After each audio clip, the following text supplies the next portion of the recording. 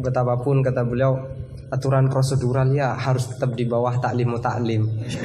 Tapi karena saya bukan moderator amatir ya.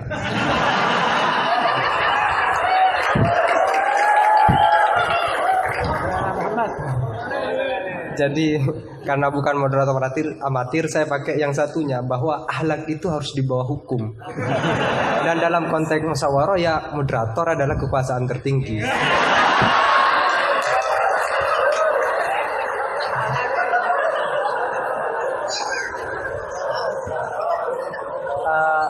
Tapi sekedar nambah cerita itu Gus, di Madura ada seorang yang Alhamdulillah. Ada orang Madura sudah haji, sebelum nyampe di rumahnya dia pesan ke tetangganya yang kebetulan waktu itu sudah mondok, tolong aku dibuatin semacam banner yang ada ayat atau hadisnya, tetapi jangan yang sudah ekstrim lah. Aku suka yang ekstrim. Jangan misalnya al-hajjur mabrur laisa jazaohu ilal jannah, itu aku tahu sudah. Terus jangan juga walillahi ala nasi hijjul baiti. Itu jangan. Sudah sering. Aku carikan ayat atau hadis yang tidak populer. Akhirnya santrinya itu mikir, buka Al-Quran dengan pemahaman yang ekstrim. Akhirnya langsung dia temukan ayat. Dan itu dipajang besar-besar di pintu gerbang. Ayatnya adalah Waman hajjal baita awi tamaro fala junaha. Maka tidak ada dosa. Nah ini termasuk salah satu memahami ayat Al-Quran yang ekstrim. Gobloknya yang ekstrim.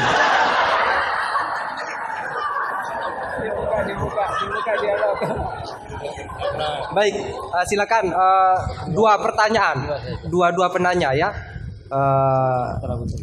Gus Husen, Putri juga ada, silakan kalau ada. Ya, satu putra, satu putri. Kalau putri gak ada, gak apa-apa. Ya, Husen bukan milih santri putri. Silakan Ustadz Herudin, siapa Ustadz? Ustadz Asror. Ya, saya persilakan dulu dari Ustadz Asror dulu. Enggak, Ustadz dulu biar takzim, biar saya tahu.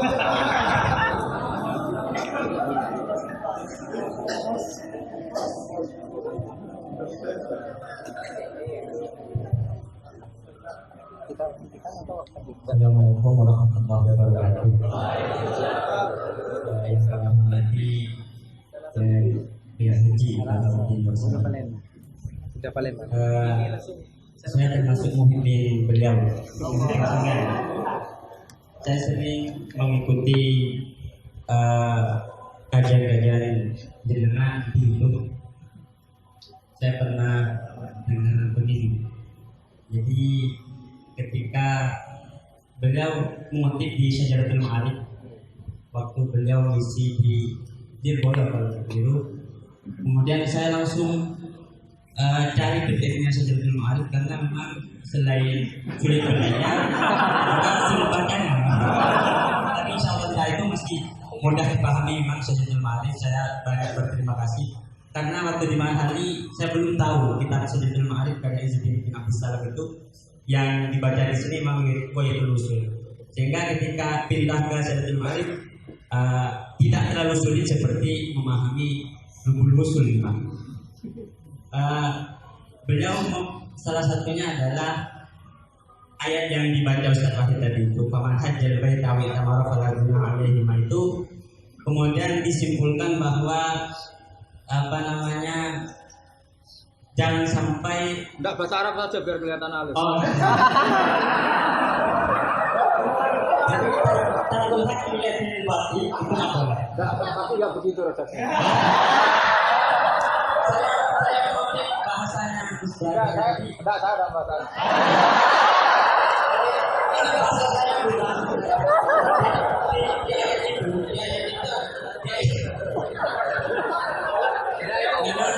kalau di depan sekolah itu semua kalimat jadi luntur.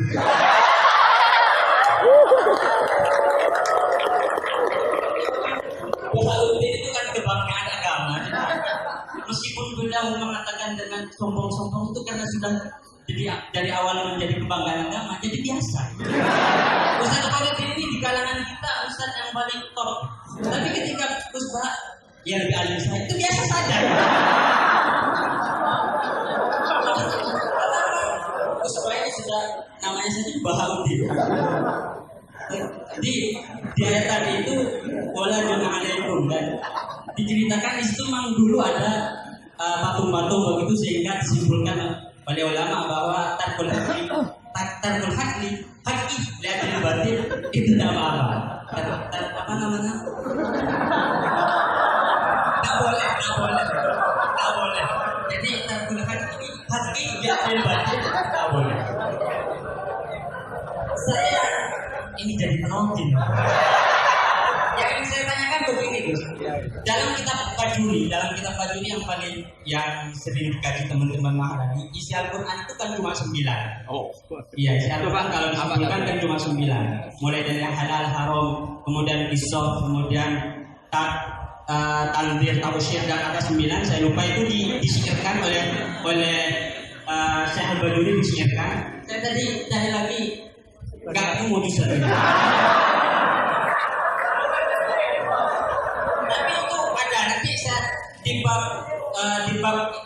Di bab head nanti saya persilahkan ke teman-teman di bab head itu di bajurinya ada siiran tentang isi Al-Quran cuma ada 9, sehingga bagi beliau kan karena sudah ada halal haram dan begitu, itu ketika ada al-qisah fil Quran dijadikan hukum seperti tadi itu menjadi suatu yang sepertinya kurang. Seperti ini lagi cerita tentang Nabi Ayub. Nabi Ayub itu oleh Allah khud dia dikatakan fadrib bihi wala tahnas. Enggak khud liru itu. Wah khud. Wa khud dia dikatakan fadrib bihi wala tahnas. Ayat ini kalau di Rawaiul Bayan itu menjadi dasar kebolehan hilah dalam fikih. Quran buang satu huruf enggak boleh. Boleh Gus. Boleh. Ini contohnya. Enggak iktibas ini karena. Ndak iktibas. Oke. Wala ya'talul fadli minkum ayyutu itu membuang Wala tadi apa? Wala ya'talul fadli minkum wasa'ati ayyutu ulil qurba wal masakin wal Bukan buang itu tatmin. Kalau kamu tadi buang waktu. Motifnya nggak tepat. Beda ya? Beda katanya beda. Jadi saya menjadi tidak ada apa-apanya. Tapi itu saya lagi pertanyaan saja biar Iya. tidak tambah dibully saya. Saya di sini dibully. Pertanyaan saya begini. Yang pertama. Kisahul Quran seperti kisah Nabi Ayub tadi. Itu kemudian oleh ulama dijadikan dasar sebagai jawazul hiyal. Jadi boleh hilah begitu. Karena Nabi Ayub itu bersumpah untuk memukul istrinya sebanyak 100 kali ketika beliau sudah sembuh. Dan tapi oleh Allah kemudian diperintah wahud biar kita cukup pukul pakai rumput saja sebanyak 100 kalau di Rawaiul Bayan. Nah ini kemudian jadi dasar bahwa hilah itu boleh dalam Rawaiul Bayan. Ini yang pertama, itu kan isoh kemudian jadi hukum. Padahal isi Al-Quran sudah dibagi-bagi jadi halal, haram, tanzir, tausyir, qisas dan semacamnya itu. Kemudian yang kedua, Banyak betul. Cukup. itu pertanyaan, sudah ya. Cukup. Udah di situ aja kok kamu lari tinggal. Saya kalau di sini nggak bisa melihat wajahnya Gus Bang. Saya mau di belakang saja di kursi. Oh iya. Ya, memang harus jauh ya biar tidak terlalu takut. Bulianya nggak terlalu langsung. Tapi ya kepada penanya kedua saran saya adalah tolong menggunakan bahasa yang singkat. Terus yang kedua juga jangan takut dengan kata-kata intimidasi dari Gus Baha ya. Karena menurut Delkarneji itu narasumber yang baik adalah yang mengintimidasi audiennya. Itu adalah salah satu ciri narasumber yang baik. Delkarneji mengatakan begitu. Saya husnudon saya beliau mungkin baca Delkarneji. Tapi kalau beliau tahu Delkarneji ya.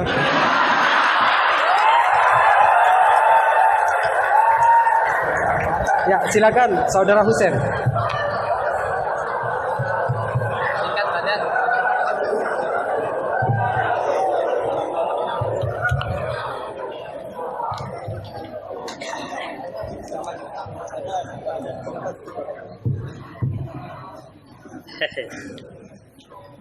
Assalamualaikum warahmatullahi wabarakatuh. Nama saya Ahmad Hussein dan siap dikatakan goblok karena bertanya. Gus Baha ini berapa bulan yang lalu diangkat sebagai Rois Suriah PBNU dan itu tidak melalui proses kaderisasi, melalui ranting, MWC dan seterusnya.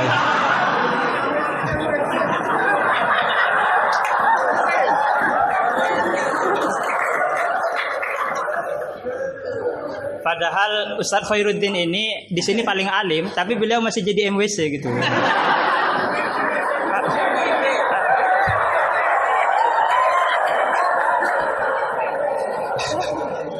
Iya, terima kasih. Nah, itu berangkat dari Gus Baha sebagai Rois Suriah. Saya ingin bertanya tentang ke-NU-an yang telah dirumuskan oleh Ki Hadratus Syekh Hasyim Asy'ari. Karena beliau kalau misalnya nanti tidak bisa menjawab berarti diragukan ke Rois Suriahnya. Oke. Di dalam risalah atau konun asasi Jam'iyah Nahdlatul Ulama disebutkan bahwa secara keagamaan NU menggunakan sistem bermazhab atau mazhub. Serius ini Gus. Yang pertama dalam akidah, terus fikih dan tasawuf. Nah, dalam fikih misalnya NU menganut Abu Hanifah, terus Malik bin Anas, Muhammad bin Idris Asy-Syafi'i yang lahir tahun 154.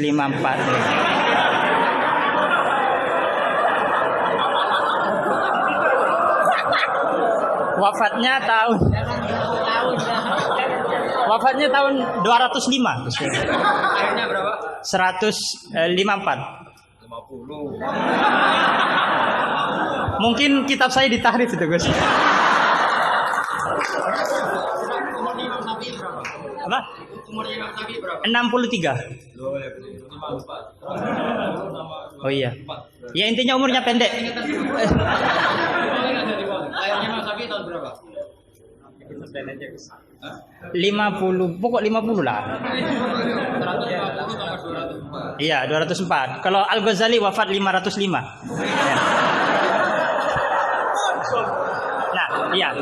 Iya, pertanyaannya gini, Gus. Pertanyaannya gini, bahwa sistem bermadhab NU itu yang pertama adalah Al-Quran, As-Sunnah, Ijma' dan Qiyas. Sementara dalam aspek lain, NU menganut mazhab Abu Hanifah, Malik bin Anas, yang mana salah satu masodirul ahkamnya adalah misalnya Abu Hanifah menggunakan istihsan, Imam Malik menggunakan amalu ahlil Madinah. Nah, ini seperti ada kontradiksi atau kontradiksi interminus istilahnya itu. Di satu sisi pakai kias, tapi di sisi yang lain kok menerima istihsan gitu, menerima amalu ahlul Madinah. Padahal dalam sistem beragama NU itu landasan keagamaannya adalah Al-Quran, As-Sunnah, Ijma' dan Qiyas. Tapi di dalam ruang lingkup yang lebih dalam bermazhab Abu Hanifah, itu Abu Hanifah menggunakan istihsan. Ini perlu ditambah rumusan Ahlus Sunnah wal Jamaah atau saya yang salah memahami gitu. Jadi yang dimaksud Qiyas di situ apa, Gus? Kalau misalnya kias hamlu maklumin ala maklumin sebagaimana dalam Goya halaman berapa itu?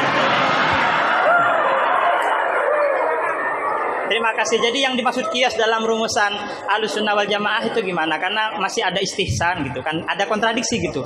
Kok kias diterima, istihsan juga diterima gitu. Terima kasih. Semoga Gus Baha paham ya. Ini yang semoga yang nular itu bukan hanya GR-nya ya, tapi juga ilmunya beliau semoga nular. Amin. Saya persilahkan kepada Kiai. Enggak dijawab, gurunya aja cukup. Ini sama Abdul Wahid. yang ini. Husain. Tapi enggak cucunya Nabi yang Husain.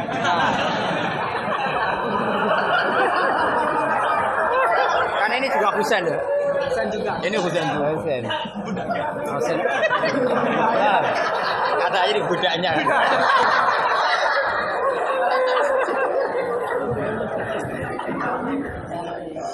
Ini yang jelas ini hari ini benar-benar kacau.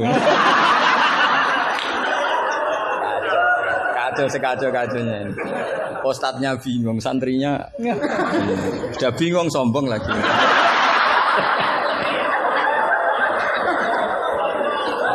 Yang boleh sombong tuh yang sudah ada bingung-bingung. Gitu. Tapi agak apa-apa, saya maafkan ya. Memang itu satu-satunya cara dia untuk menang gitu. Ya. Saya jawab tadi yang dari Ustadz apa Asrar. Itu yang penuh misteri mana Asrar. Asrar itu maknanya kan banyak rahasia. Itu terjemahan bebasnya penuh misteri.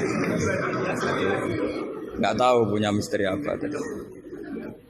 Tadi tanya gimana yang tentang apa khilah sama apa? Sama nanya ulang, coba ulang. Apa? Begini ya, kitab Sajaratul Ma'arif tadi kutipan Anda tak luruskan. Itu tagnya di Sajaratul Ma'arif saya hafal. Judulnya itu la yutrakul haqqu li ahdilil batil. Iya enggak? Itu mesti persis begitu. Yang kamu tadi pasti tidak persis itu. Saya ini hafal Quran, jadi ingatan saya normal.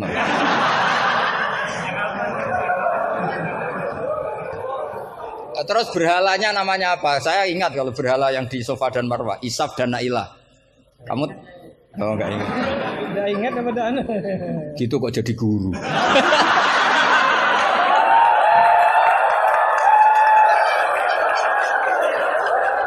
Tapi salah.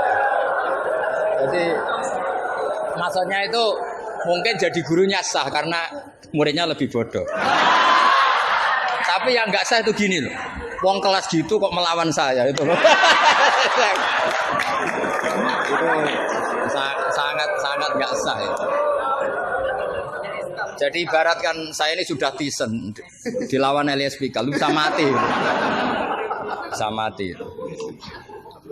Begini ya, saya ini belajar itu banyak. Selain belajar banyak, saya itu punya hafalan banyak. Jadi penting ya, hafalan itu penting karena itu kias atau tadi misalnya cerita itu bahasa Arabnya kisah.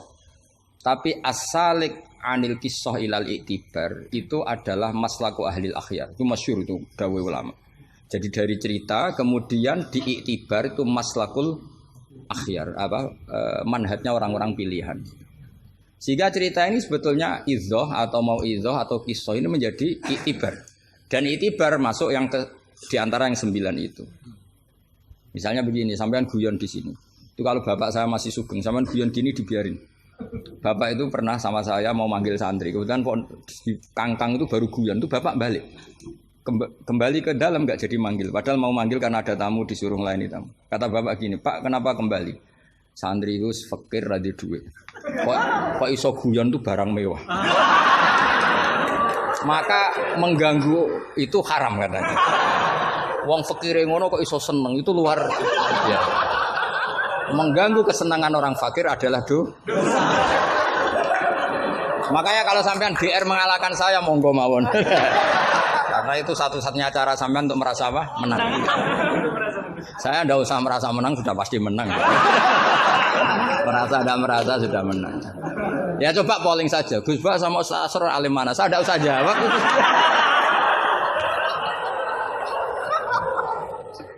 Saya tidak usah jawab, pasti menang saya. Bukan saya yang memenangkan, ya memang menang, memang. Buktinya gampang kan? Sampean ngundang saya apa ngundang Ustaz Asrar?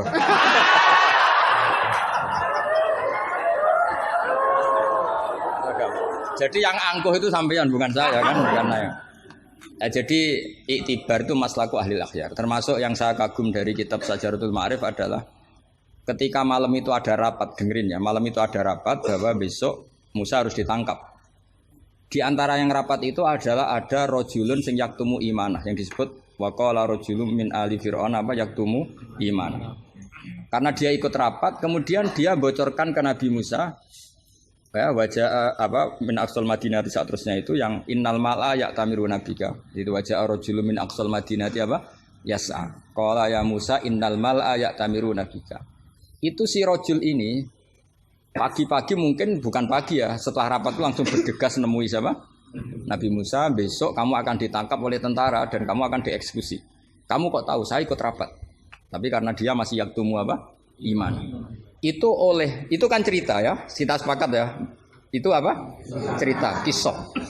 Tapi Imam Izzuddin bin Abdissalam yang punya gelar Sultanul, enggak keliru, Sultanul Ulama. Ini mesti salah guru. Sultanul apa? Ulama. Ya. Yang penting kita jangan sampai jadi Sultanul Juhala. Karena ini belum ada presidennya. Raja Wali sudah ada Abdul Qadir. Raja Ulama ada Izzuddin bin Abdissalam. Kayak Raja Bodoh itu terlalu banyak. Makanya kompetisinya susah ini karena terlalu banyak yang jadi apa? Nah, ternyata oleh Izzuddin bin Abdissalam yang diambil contoh itu yas'anya. Maka di ayat itu beliau mengebabkan babul musaroah ila hifdzidima. Bab pentingnya bergegas untuk menyelamatkan mengalirnya darahnya seorang mukmin. Jadi yang dia simpulkan dari kata yas'a bahwa untuk menyelamatkan darah itu orang oleh sakobri, tidak boleh sesempatnya, tapi harus yas'a. Yas'a itu bergegas. Nah itu kan dari kisah menjadi istidlalun fiqhiyun, apa? Menjadi istidlalun fiqhiyun atau amrun fiqhiyun.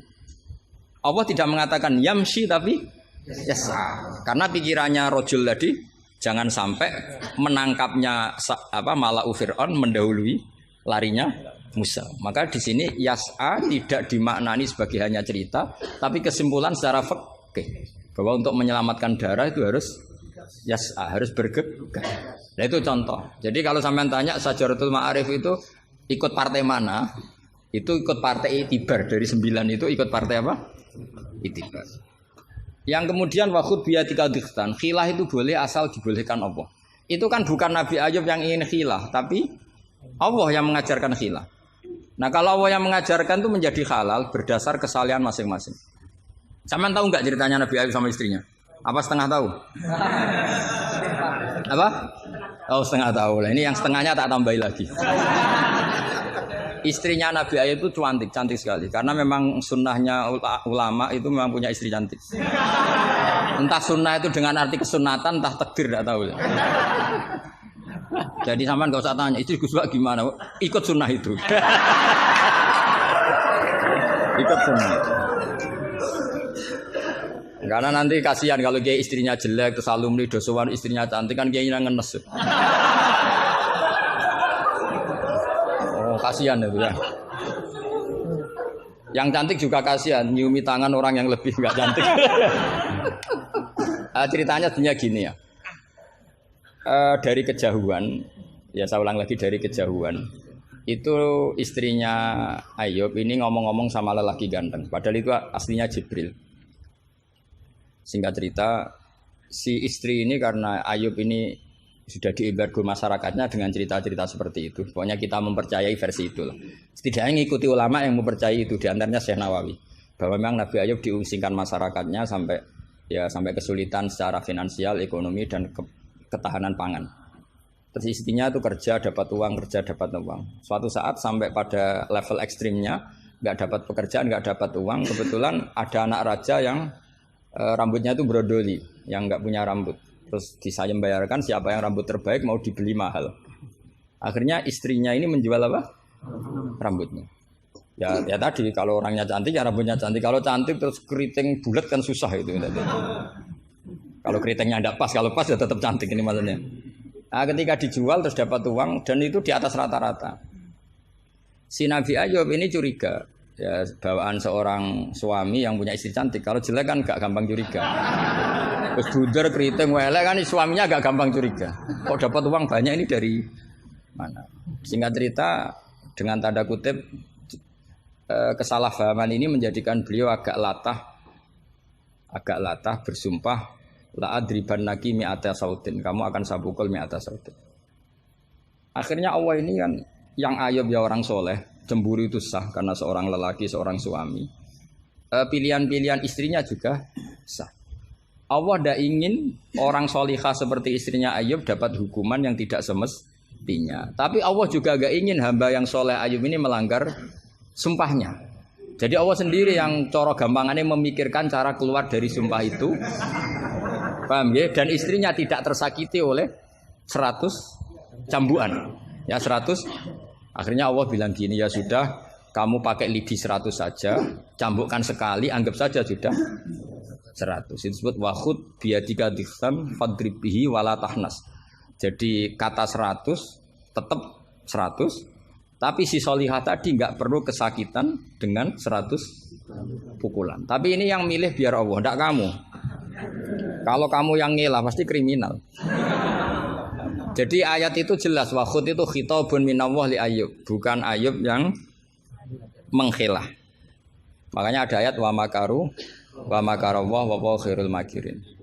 Itu kan seperti Nabi Ibrahim. Nabi Ibrahim itu hanya Allah yang bisa mengilhami seperti itu. Ada raja yang maniak perempuan itu sampai ngirim beberapa mata-mata, kalau ada perempuan cantik melintas di daerahnya pasti ditangkap, mau disuguhkan ke rajanya. Suatu saat yang lewat ini Ibrahim dan Sarah, itu cantik sekali. Jadi ini sudah contoh dua, istrinya Ayub ya cantik, istrinya Ibrahim ya cantik. Karena yang cantik sudah jadi istrinya para nabi, mungkin kamu ini yang nggak tahu saya kebagian apa enggak itu. Kalaupun cantik pasti nggak setingkat siapa? Sarah. Sarah itu cantik sekali. Singkat cerita ditangkap. Kemudian Sarah ini mau diperistri oleh raja. Ketika Ibrahim tanya, perempuan ini hubungannya dengan kamu apa? Nabi Ibrahim pinter, karena raja ini maniak perempuan. Kalau dijawab suami pasti dibunuh, karena suami itu problem. Ya bagi raja yang maniak perempuan ini kan suami itu problem. Tapi kalau saya jawab ukhti, ipar pasti dihormati. Karena kalau dijawab ukhti kan, oh iparnya orang cantik. Kayak Kangkang yang punya adik cantik pasti dihormati ustadznya. Wah itu pasti. Sampean goblok lah, punya adik cantik terus ustadz kamu tahu, itu aman tak jamin. Karena ustadz potongan gini tuh pasti dah ikhlas, tak jamin. Imannya pasti guncang itu, Pak. Kamu punya adik cantik terus tidak muhafadzah. Sudah ada dikasih ustadznya ya sudah Pak, enggak jadi ipar. Oh, udah lulus aja. Termasuk barokahnya lelaki itu memang punya adik cantik itu kalau tepat di garwo kiai, kamu kakaknya kiai. Banyak orang awam tahu-tahu mertuanya kiai. Barokahnya apa? Punya anak cantik. Itu memang berkah. Maka Ibrahim pinter. Beliau jawab ukhti, ini saudara saya. Sehingga dengan demikian beliau akan dihormati sebagai ipar. Tapi kalau bilang suami kan problem, pasti dibunuh. Sampai Sarah ini marah-marah. Ibrahim ditarik ke kamar, kamu itu nabi kok bohong. Jadi Sarah itu unik, kecewa dia punya kamu itu nabi kok punya, ya nabi suami kok. Kalau suami bohong biasa, ini suami ya nabi. Nah, ini kan potongan-potongan biasa bohong. Tapi ini kan ya suami ya nabi. Kamu itu suami nabi kok bohong. Ya kalau nabi kan nggak mungkin bohong. Tapi kalau suami tok kayak sampean-sampean ini kan, wah mesti bodoh. Bar ngopi di perempuan cantik kok di ngopi, nang di, ya ngopi wae. Karena kalau menyebut warung kopinya pasti apa? Masalah. Makanya kalau dijawab ngopi ning di, kalau istrinya apa yang jaga cantik di umatnya Rasulullah. Karena sekali disebut masalah. Itu akhirnya Nabi Ibrahim jawab, tidak ada di muka bumi ini orang muslim dan muslimah kecuali kamu dan saya. Maka fa'anti ukhti fil Islam. Kamu itu saudara saya dalam Islam. Terus oleh balaghah disebut itu tauriyah apa? Tauriyah itu kata yang tidak bohong tapi lafaz ini muhtamil. Lafaz ini mirip-mirip muhtamil. Jadi sebenarnya saya mengatakan sampean goblok itu goblok dalam hal maksiat. Itu kan keren. Sampean saja yang sudah tersinggung, wong darani goblok itu salah sampean. Padahal saya punya siapkan kalau ditanya Allah, hak mosok santri batal darani goblok. Goblok enggak tahu caranya korupsi, Gusti. Wah. Jadi itu sebetulnya kalimat madkhin. Tapi kamu yang keburu suudzon sama saya, kamu anggap itu kalimat apa? Gammin. Itu resiko ilmu cekak itu. Sebetulnya di balaghah itu ada tauriyah apa? Ya, Mas pernah belajar tuh itu. Jadi tetap saja kisah-kisah ini melahirkan satu pelajaran. Karena kita tetap bisa menyimpulkan tadi. Zaman berhala itu ada di Safa dan Marwah, berarti ada batil. Orang Islam tetap disuruh sa'i. Berarti la yutrakul haqqu li ajlil batil. Kemudian yang jenengan tadi tanya apa? Sampean pernah baca kitab itu? Khatam. Enggak. Oleh menindak kok fasih. Bener-bener jujur. Bener-bener jujur. Yang tentang itu saja. Ya, enggak yang tentang qadhiyah itu paham. Redaksinya apa ya bahasa Arabnya? Wa yalzamu alal ami at-tamadzub. Terus bimadzhabin. Kitab itu yang termasuk mengkaji detail itu saya. Saya termasuk saking seringnya mengkaji itu pernah diberi hak keluarganya Basim di kamar Basim yang dipakai ngarang kitab itu dan di kursi yang dipakai Basim ngarang kitab itu. Jadi sudah jauh sekali ini kelasnya. Jadi saya gara-gara neliti kitab itu pernah diberi hak di kamar Basim di kursi yang pernah dipakai Basim. Pas itu yang memberi hak saya masuk itu Gus Fahmi sama Gus Hakim. Gus Hakim itu cucu Basim dari Mbah Mak Somali yang ngarang apa? Hamzah. Jadi Basim punya putri namanya Khairiyah. Khairiyah ini suaminya siapa? Yang di istri siapa? Mbah Mak Somali yang ngarang Sorof. Khairiyah punya putri namanya Abidah. Lah Abidah ini yang punya anak namanya siapa? Gus Hakim. Yang panggilannya Gus Kiki sama Gus Fahmi. Saya diberi hak di kamar beliau di kursi yang dipakai beliau. Jadi saya kemarin di Mbah Hamid juga gitu, di Kiai Idris di kamar Mbah Hamid Pasuruan di kursi yang dipakai Mbah Hamid. Karena kali itu memang sebabnya nasab karena Mbah Hamid sepupu dengan Mbah saya kan sama-sama dari Lasem apa? Jadi kalau kamu belajar mengutip, saya ini tidak sekedar mengutip sampai wanak tubuh makodamu apa? Wasarohum itu. Jadi begini loh ya logikanya, kamu jangan terlalu kumo luhur bakas ikhtisan kok kayak wong alim gaya kamu itu sudah kacau-kacau gimana ya?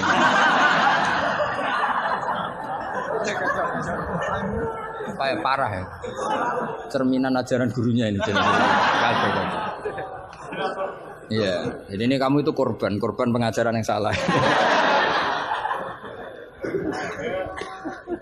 Dan kamu bahasanya juga salah. Menurut NU pegangan itu 4 itu tidak menurut NU, menurut ahli sunnah wal jamaah. Jadi begini ya, kias itu kan sebetulnya hanya bahasa saja. Sebetulnya ya istihsan juga kias. Sebenarnya kalau kita karena ketika seseorang itu menomorsatukan Quran dan hadis, pasti istihsan ini juga tidak keluar dari Quran hadis. Ketika kamu katakan kias, itu juga tidak keluar dari Quran hadis.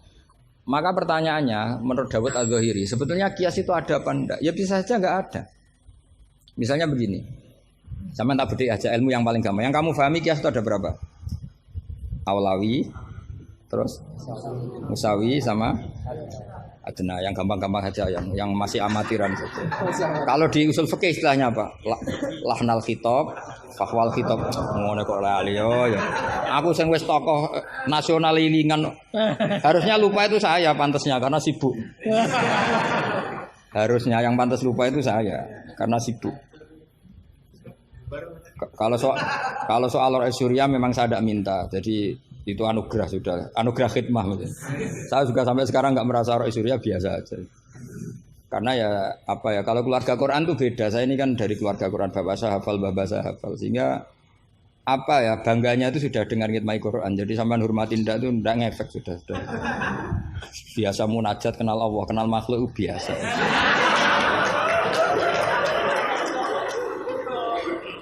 Biasa ma'rifatullah dijak ma'rifatul khalqi. Begini misalnya ya, sampean tak bedheki misalnya gini. Fala taqul lahuma uffin atau innal ladzina yaquluna amwalal yatama zulman. Kita paling gampang kalau kita ngajari Mahat Ali seperti ini, yang gurunya saja meragukan ini, yang guru kepala. Itu kias paling gampang tentu kita katakan gini. Allah mengharamkan memakan harta anak yatim. Ilatul hukumnya apa coba? Ifsad kan? Nah, kalau aklu itu haram karena ifsad, maka ikhraq lebih haram. Kalau ufin yang adnal iza, ya ufin muni janjuk pada orang tua atau hus. Ya. Kalau adnal iza paling ringan saja haram, apalagi nabok, apalagi menterlantarkan orang tua agak dikasih uang sampai utang-utang tonggo itu ya iza itu. Nah, itu terus kita lebih gampang kita katakan tuh kias apa? Awlawi. Tapi itu gampangnya saja. Tapi butuh ulama itu hanya satu. Orang nggak boleh terjebak oleh teks. Kalau terjebak oleh teks seperti saya cerita setiap ngaji itu, di mana-mana saya cerita itu naifnya orang terjebak teks. Yaitu tadi misalnya ada santri yang dilaporkan oleh istrinya ke kiainya, Pak Yai, alumni Anda ini sering naboi saya. Nabok itu kan pakai tangan. Karena terus kiainya bilang gini, "Cong jogeman naboi istrimu." Suatu saat kalau mau idak pakai kaki, jenenge nyadui. Akhirnya istrinya lapor lagi, "Pak Yai sekarang ganti model, tidak naboi tapi nyadui." Santrinya dipanggil lagi, "Loh kenapa kamu masih nyadui? Kan yang haram naboi Pak Yai. Kemarin yang Anda larang kan naboi, kalau nyadui kan belum dilarang. Belum ada undang-undangnya kan kira-kira. Nanti yo nendang yo haram pisan. Hari berikutnya ngidoni, ngeludahi.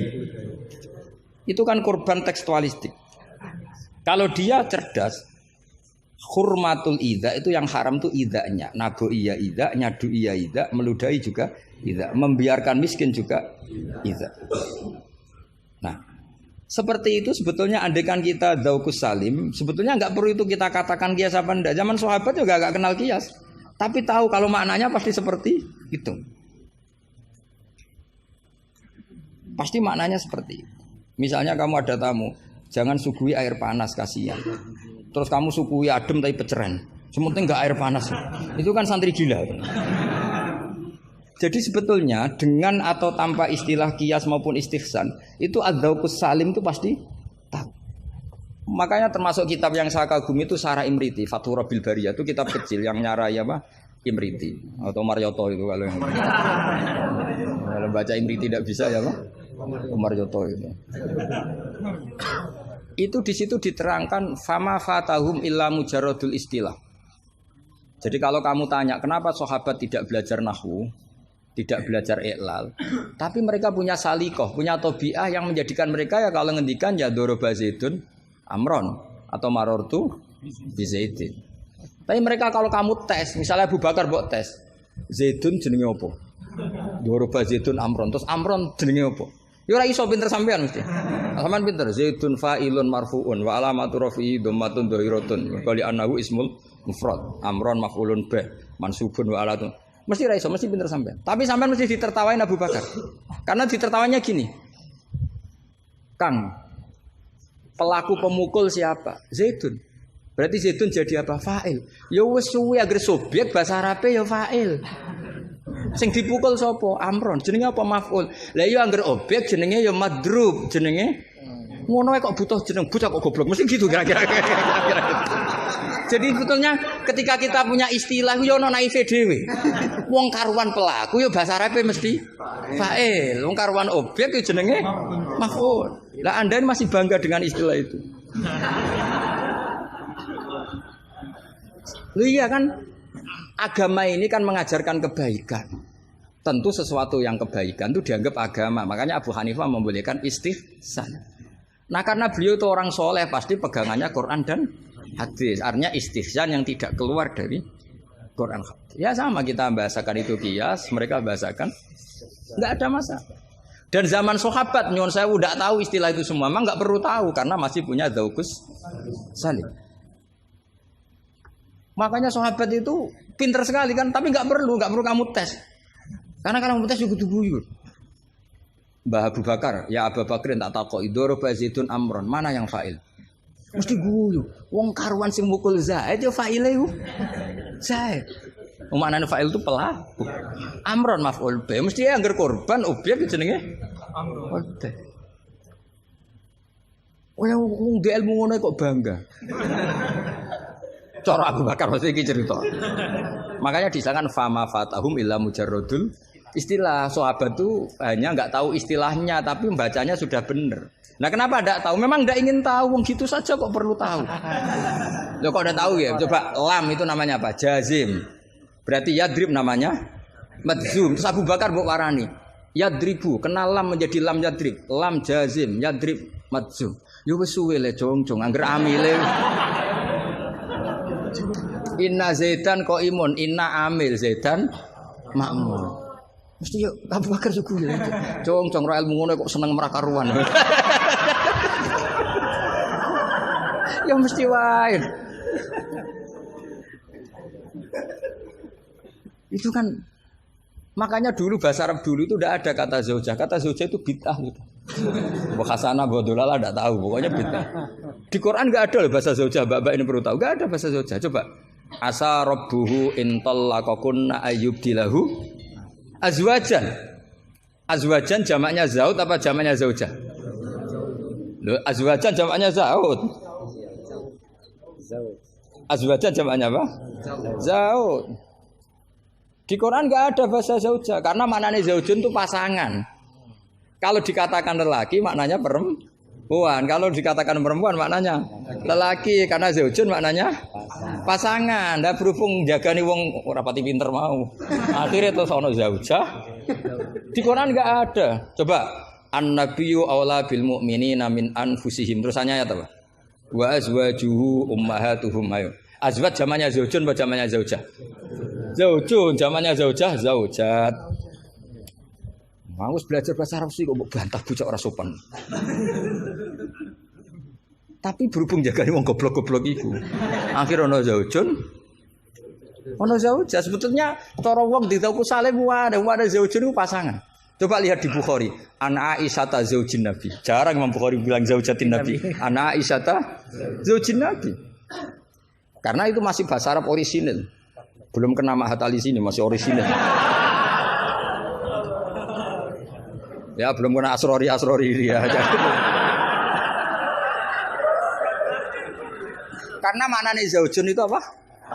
Pasangan. Jadi kalau dikatakan zauju Zaidin berarti imro'atu Zaidin. Kalau yang ngomong itu misalnya zauju Aisyata ya siapa? Pokoknya mesti seperti itu. Tapi gue beda no, ben wong gue gampang ono zaujun. Tapi Quran enggak pakai bahasa itu, masih pakai bahasa orisinal. Makanya disebut an-nabiyyu aula bil mu'minina min anfusihim wa azwajuhu ummahatuhum. Azwaj huna jam'u zaujin. Zaujin maknanya pasangan. Dong ya.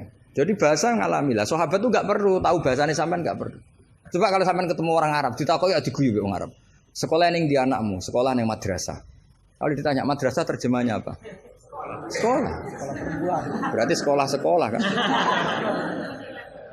Jadi lucu kita. Sampun itu sudah bakdo ya. Sudah. Orang Jawa jadi satu sampun bakdo. Bakdo itu bahasa Arab. Maknanya ya sudah.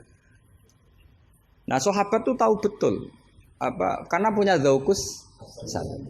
Sehingga pernah juga ini cerita kedua dan ini terakhir, nggak boleh tanya lagi.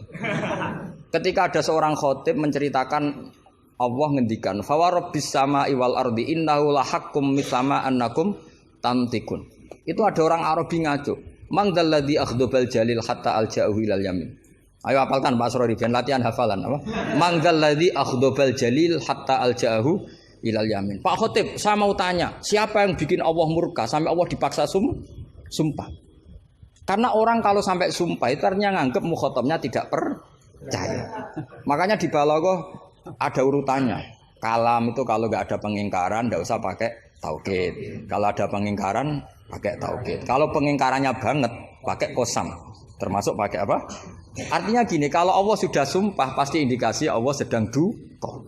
Karena qasam hanya untuk mukhatab yang tidak percaya. Makanya ketika ada khotib baca fawarabbis samai wal ardi innahu lahaqqum misama annakum tantikun. Langsung Arabi tadi tanya man dzalladzi akhdubal jalil. Itu siapa Pak khotib yang bikin Allah marah sampai Allah harus sumpah. Ini namanya adzaukus. Tapi enggak usah kamu tes. Itu namanya apa? Faidatul khitab wa lazimul faidah. Faidah apa lazimul? Ya enggak bisa kalau zaman dulu ya enggak ada istilah itu. Istilah itu kita bikin. Jika mukhatab khaliyadhini begini, kalau agak enggak percaya terus kamu sok pinter. Jika mukhatab ingkar maka gini. Ya memang bahasa Arabnya enggak percaya kok ingkar dul ngene kok ora roh. Tapi kamu anggap bahasa Arab itu luar biasa.